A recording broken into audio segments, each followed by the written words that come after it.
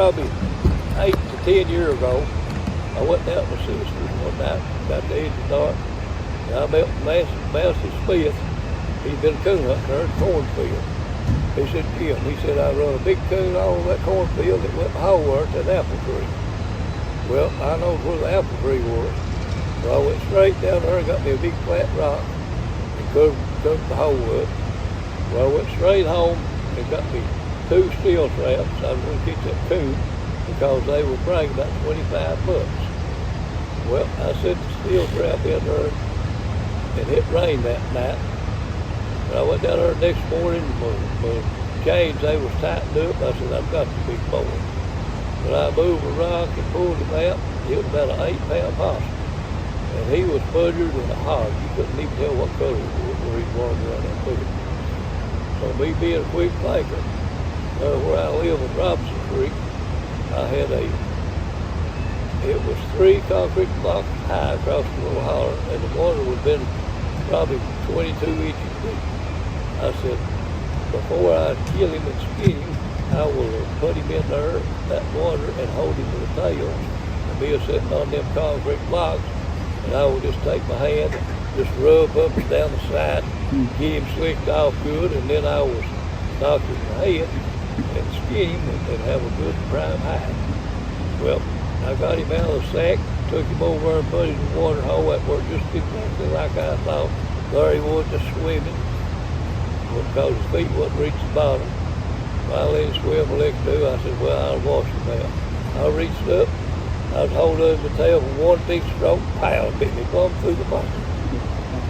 So that's the end of the possum. So I knocked him in the head to wash the hide out and iced the name off the possum. And that is a true story. The river had been up 3 or 4 days before we got there, and that old mud about 6 inches deep down the rail. We were sitting there, I looked up there, this nice lady head down through there with short Levi's on, just twisting down there. A pack of cigarettes in one hand and smoking the other with the other. I looked over at Jamie. I said, we're going to get wet. We're going to get some mud. There she went, pow! Cigarettes went 6 inches in the mud. She jumped up there and had no cigarettes. Well, she bolted on down to the water, take some water. Her husband, boyfriend, or concubine, or somebody had one of them water schools. She rolled and hit. I said, get wet. Get wet. She'd weigh 250, 300. Right there it sat, just like that right there. They went about 6 foot, honk, turned over, upside down. Well, she swam to the bank, and he got her cranked back up and come over and got her again. And she rolled on. I said, there's going to be another wreck. Right up like that, slump upside down.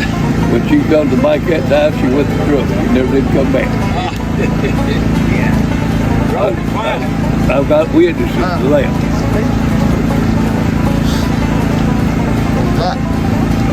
Oh, it was right on TV. Now, could you imagine that? Well, it's an audience, I guess. It gives them something to do. Oh, yes, look. Oh, look, Oprah's on. No, he's dropping a deuce. Oprah deuce. Oprah deuce. That going something. And you'll look back there and you'll see some of them hiding behind. Be about the same, wasn't it? Looking at a big turd or Oprah. I mean, it wouldn't make much difference, would it? I couldn't do it, boss. I poop on myself. Well, you'll have to if you stay there long enough. I couldn't do it. I really couldn't. That's what I said. And I shit all over myself.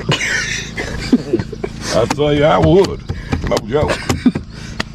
Well, I'd be so embarrassed. I wouldn't lug it all around everybody down there. It'd take it. Yeah, it'd be awful. Your kickback mirrors don't kick back. About like a truck, see? Them boys walk out of the chair, man. There ain't no chair here, and you watch them take a chair.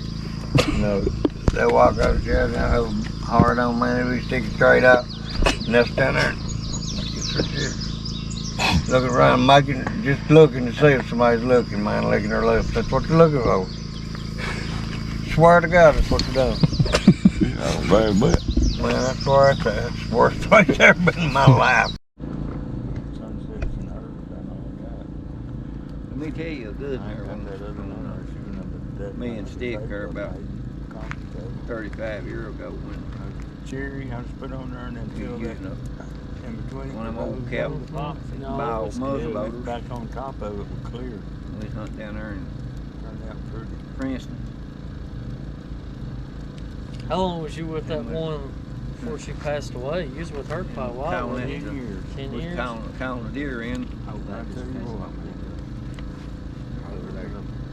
I was using collar and collar and trying to call some deer and rattle them in and this and that. $550 the 17th of July before she died. I never knew what she And then real frosty. And I hear something in the leaves coming down the hill. Really? We get behind a big tree there, had her back to On the. the credit cards? I told One of them was credit Steve, I card. said, I maybe hear some deer coming down. That behind the one tree." little finance company So in he- the center up there. I said, sit still now. And I said, you go to, you Anyway, it turned out pretty. Oh, yeah. you turn around Land bank deception. one side of the tree and I turn around the other side. And I said, there's one Man, up it's there hard with to a bar trust on it. more. So we turned around there This and one's looked up. husband's been dead Hill for there 7 was years. a little buck standing. And And there's nothing. Had two come in and then looked on uphill and there's another in there. You're gonna get all that straight. Turn around. Yeah. I said, there's fire on him. You better. We fired and we thought we were shooting at the same deer. And mine failed. I looked around and I said, well, we got him. And he said, I got one. I got him too. Got one here. I looked around there and he had one. It was deader than a hammer down there back. It was deader than a hammer. So we stood there a few minutes. We didn't load the guns back up. Stick said, he said, let's skin him. And I said, okay. We went, it was about 25, 30 yards, walked up there and Stick reached down the skin, laid a knife to it, skin it, son, it jumped up and run off. It shot a big hole slap, shot right plumb through it. Went, Stick shot. I was called me like, you know what, growing through there. And a big old tree there, and we got to back up to it. He about 10 years old. Stick standing over here, and I stand right there, and I hear them come down the hill. They had a big old cross going in there, and they come down through there to get him. And I don't want they to stop. And I said, Stick. I said, you ease around that side of the tree, and I ease around this other side. And I said, you see him, you far on him. He turned around and took around that way, and I seen him pull that gun up, and I looked up the hill. And there's nothing standing way up there, about 50 yards. And I thought the same one, same deer. We far in that one way uphill, it just boom, one up there and hit the ground. Stick said, well, he said, I got him. I said, I got him too. I shot him too. And he's shooting a different deer. Where's this at? They're in Caldwell, down there in Princeton, down there. About Harold there one time. Okay. We down there hunting, down there went to Stick Princeton. Which trail you're telling? About him picking up the 30-06. Oh, yeah, 30 that out. was in Princeton, yeah. Yep, the 30-06 out. You guys 30-06 out of the truck, and he got his gun out and his shells and stuff, We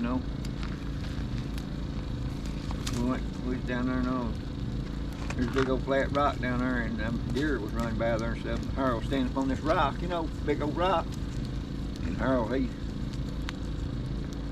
there's a bunch of deer come over the hill there, and Harold standing there on that rock, and I was around where to see him where it go and Stick. Yeah. And Harold's standing on that rock. You know how Harold is. He would he'd sit there, and he'd get right there, shake his shoulders, stuff. He pulled his gun up there, Here them deer was right up on pretty close here and raised up where old Harold did, and he went kapow! Kapow! Every time he'd shoot them deer just keep on going. Kapow! And he what he done, when he got out of the truck, he laid his shells up on the dashboard there, and he had some 270 shells. Yeah, I heard And he that. picked them 270 shells up, and he put them 270 shells in that 30-06 one stick. Yeah. And he shot a lead mine, so he couldn't even touch them deer. I mean, probably There you go. 7 or 8 year old at the very utmost, 6 or 7. Well, he was hunting on past me and Daddy in the holler down there. Me and Daddy was back here, right up on the big, leaned up against the big rock there. That's the And same place. It's pretty close to the same place. Yeah. And you know how Harold was, he was all the time doing this and stretching and going on. Well, we could see him down there. Well, here come these deer down through there. Could have probably took a good slingshot and killed him. Yeah. He takes his gun and he rears up there, wiggles around, gets it right just right. He goes, click. Eases the slide back on it. Eases it up. Bumps it up there. Click. He looked at that gun, he slid it back and let it slap, and the deer went off, and he goes, shit! He forgot to load the gun. He hunted all day, and they hadn't even loaded the gun, didn't have a shell one in it. I called him, I said, you wanna go hunting, Harold? Yeah, I wouldn't care to have one day. I said, well, you're killing today. I said, you gonna be the shooter. Well, that's all right, just as long as somebody kills it, you know how it was. I said, nope, it's you. Well, we rode all around that ridge. Finally found one. Probably from here to my truck over there from us. He gets out there, my encore, raises up, and he aims, and he aims, and he aims, and I see his finger just pulling and pulling and pulling and pulling. And I thought he was going to break the trigger, the daggone trigger off my gun. I mean, he just kept on pulling, pulling, Pull pulling. the hammer back. He said, hey, your gun won't shoot. I said, Harold, you gotta cock it first. He reached it, instead of just easing it back, he goes, click. And when he cocked it back, it flew. And I tell you what, I've never laughed so hard in my life. He didn't even care. He said, next time I guess I might ought to check that, oughtn't I? He didn't care. He didn't care if he killed one or not. He had more shit go wrong a hunting. Well, you remember when he first had that open heart surgery? And we took him right down there before that turned private. And he walked back there, I don't know, he probably wasn't, what, 300 yards back there or something? It was nice with us. Yeah, he was right with us when he did it. And he went back there and sitting there talking on the daggone phone. And killed the Clem, The 12 pointer. yeah, the one with the double points. And then here comes the doe looking right dead at him. His shell that he took with him was wrapped up in a paper towel. Like they never in the world got the shell out of the paper towel to get it in the gun to kill the doe. He never did hang up.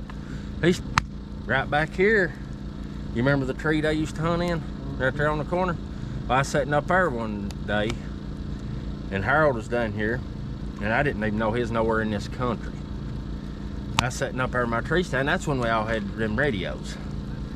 Well, I looked out in that big open field up there, and there's a guy walked out in front of me, about 300 yards, jerked his britches down and just went to shit. I said, yeah, you know how you can't see nobody that for who it is. And I got on the radio and I said, there's somebody just humped up right in front of me taking a crap. And every one of us are just dying, laughing about it, you know. Well, it's done over. Everybody done got their good life. And then the radio, hey, old buddy. I said, yeah. He said, this is your old Pappy Harold. The Mexican just wouldn't stay in there no long, and I didn't have no idea you was anywhere in this country till I was halfway in the turds was halfway out, and you was talking about it. I mean, he was just humped right up down there and didn't care. He didn't care if he knowed he was there, would he? He didn't care. Well, I know he didn't. Where's that time we drove down here? What we drive that little Toyota. That little Toyota, how long did it take us to get down here? A long time, like 8-9 hours. We left the BP in London. We got here about sunrise. What about that one had the big tiger on back up where y'all hauled in? back About killed me died right 14 there. times coming down here, and then had a gas leak on it and it about killed us. Remember that? Yeah. We filled it up with gas, and Harold said, "Oh yeah, I forgot. You can't put over 3/4 of the tank in it; it leaks." About the muzzle loaders, that old, Oh, God. Captain Bow where you shot ran in or Them old Hawkins. couldn't get that loaded. Hey, he done it, you know. He shot a lead mine at him around there and shot it till it got so dirty that you couldn't get a bullet in it. Started the ball in it and put the ramrod in it and beat it against a tree to get the bullet in it. Shot and missed again. Put the pieces of the powder in it and then put powder in it and put the pieces of the tamp rod in it and shot the tamp rod out. Who's this? Papa. You don't remember, do you?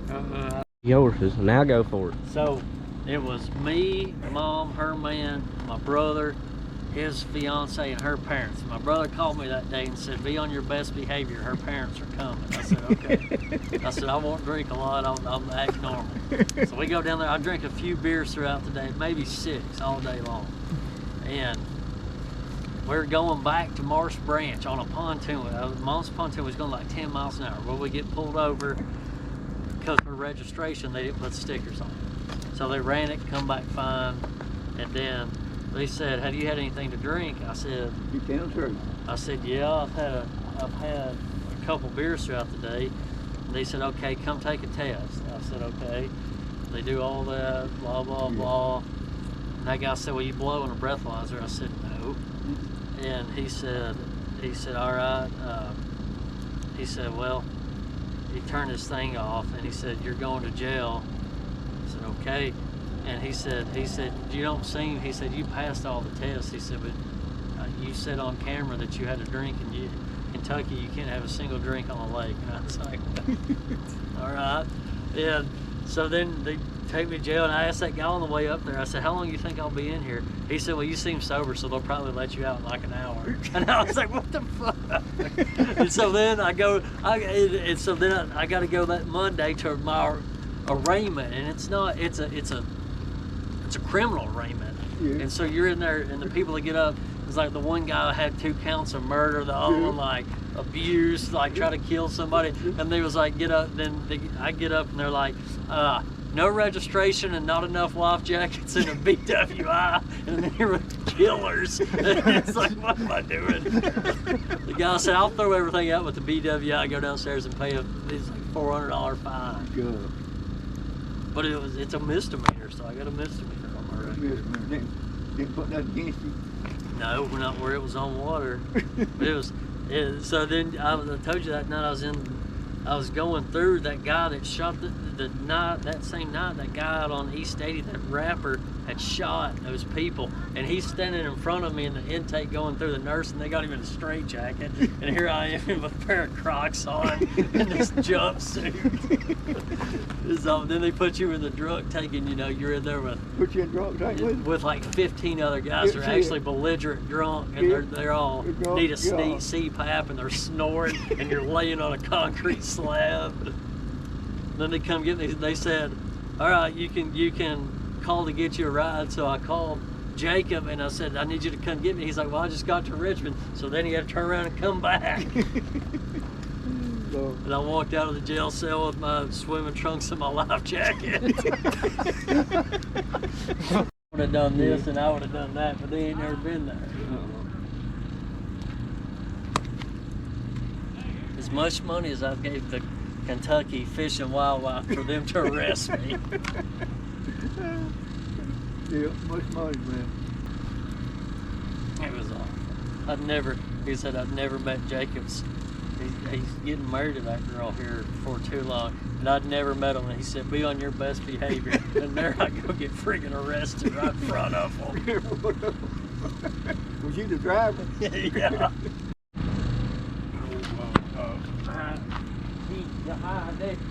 What was it? Oh, way at 5 more there. It's right down here. He come down there with me. He's up, driving around 70. Kind of, he wasn't too smart, He won't come with us. And he's gonna be the count dog, just watch everything, roll and stuff. Yeah. So we just stowed up a little old we had a little pipe up or something there, and we put one of them canopies at the door and stuff, so made it, you know, Yeah. had it sealed in and stuff there. And we didn't have no lights and nothing like that right now, you know, generator down there. That's been back a while. That's probably been, I'd say 30 years ago. He won't come with us. So we you know, we had some big old black garbage bags and had our clothes and stuff in it, you know. And we just took our clothes there and threw them down in there, you know, in there in that camp, just out of that camper where he was sitting at, where he was in there and had a little bitty light, like a little candle or something right there, just a little bitty, you couldn't see nothing, you know. You know how everything glows, you know, when it glows a little bit.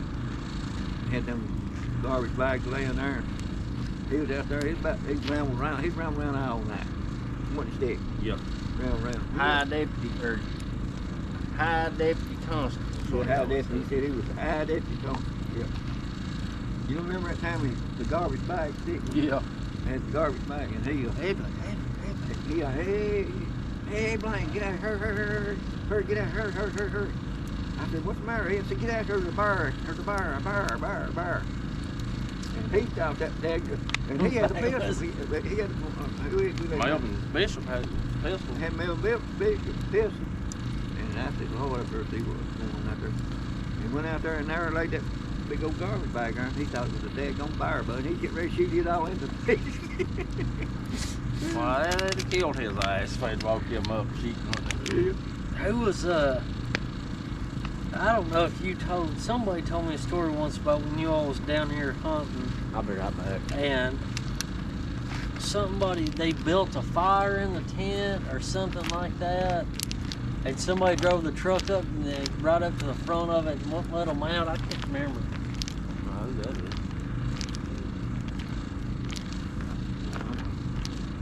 That was, I tell you what that was. That was Benny Mills was staying in the tent, him and his girlfriend. Yeah. And they had an old kerosene heater in the tent. Well, the wick was bad on it, and it sudded real bad. Smoked and sudded and went on. And Harold figured out where he was camping at. You mean Harold, yeah? He was camped away from us. And Harold had that old 12-valve Cummins truck, and I mean, you can go here, here, Cummins, 13 miles. Oh, green, red and green.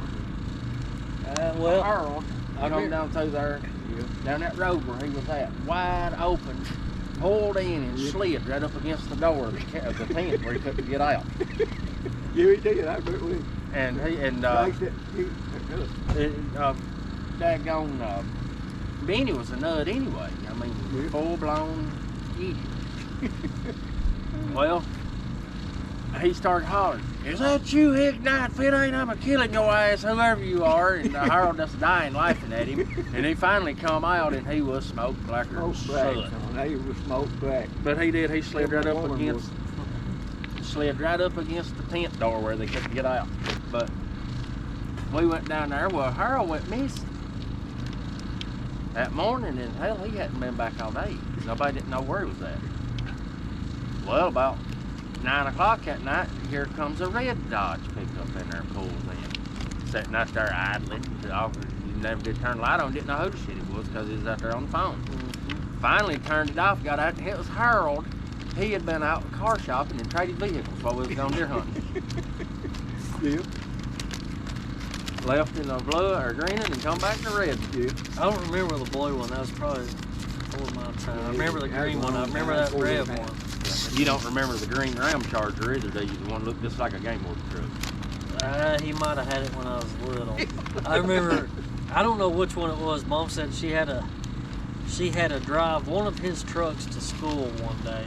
It was one with the big deer mural on the back. I don't remember which one. That was the Ram, the old Ram Charger. And she said she got out there, she got out of school and she went to get in it and started. And she said it's deader than a door. So she called, the principal or somebody come out there to jump it for her. And she said that he looked in the back and the whole bed to the top was nothing but beer cans. and her drove it to school and the principal didn't know if it was hers or whose it was, dead on the door down the probably 400 beer cans in the bed. And my Earl, they got and get out and drink all the time. And you had those truck stuff. And Harold was out there. He telling about Harold and him was out there somewhere and somebody in an old Volkswagen pulled up and you know Harold and they got started talking and ended up about fighting. And Harold got mad and run up to that daggone Volkswagen and flipped it right up on its side and the bird right I believe it. They left it like that. I ready to go Picked off. it up. You never did tell them. You never did tell them back when you was a little fella there. You went with me. When we come down here in that old Toyota, you remember you going back there with me back there? And they're right there about shooting the deer. Yeah, we was just sitting there, and all of a sudden Blaine started shooting, and I jumped up and ran in the woods. That blew my eardrum out. I mean, the barrel was like right here. Pow! They wouldn't let you shoot, would he? Wouldn't let me. And then when they headed out there and they was deer bouncing across the road, but it was dangerous, you know, what the vehicle sitting straight up. Every now and then I'd see one. Tell him about him, Daddy taking that OADM and killing them two deer. Oh, going through the roadblock. Yeah, Yeah, right down there. That was on New Sign Ridge, wasn't it? yeah. You wasn't even allowed to kill a doe, and Papa killed 2 does. They wanted them to eat. You know how Harold was. Well, we come around the ridge there. Popped right dead up on the daggone roadblock. 2 dead does in the back of the truck. They're dead caught. No way out of it. Papa said, yep, well, we're fixing to go to jail, aren't we, Hickey? He said, no, I got this right here. And you know how Harold was, he'd aggravate the piss out of every cop in the country. We pulled up there, and Harold said, what are you doing, whatever his name is? Come here, let me talk to you. Don't you run off from me. And he said, get your ass out here. I'm trying to do a roadblock. I ain't got time for you. And right on through there we went. Well, you know how he used to do his biologists out here? That one would fly if he seen him with it. Get the heck out of Dodge. And Harold would step right up on his step where he couldn't move. Yeah.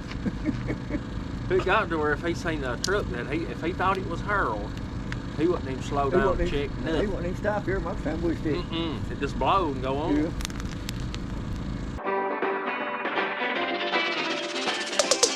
Have a holly jolly Christmas. It's the best time of